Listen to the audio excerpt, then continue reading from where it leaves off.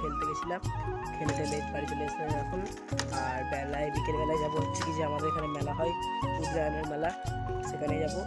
সেখানে সকাল থেকে অনেক ঘুড়ি ওড়ায়, অনেক ঘুড়ি কাটাকাটি করে, ওখানে মেলা হয় একটা ছোটো মতো, সেখানে যাবো, মেলায় ঘুরবো, ঘুড়ি কাটাকুটি দেখবো।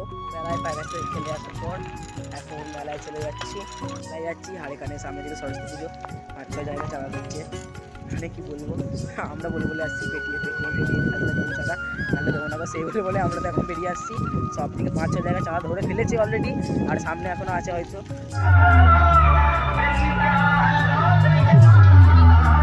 মেলার মধ্যে চলে এসেছি, এখানে অনেকে ঘুড়ি ওড়াচ্ছে। বেলাতে আরও বেশি ঘুড়ি উঠছিল, কিন্তু এখন আর ঘুড়ি বেশি নেই, খুবই অল্প অল্প আছে ঘুড়ি।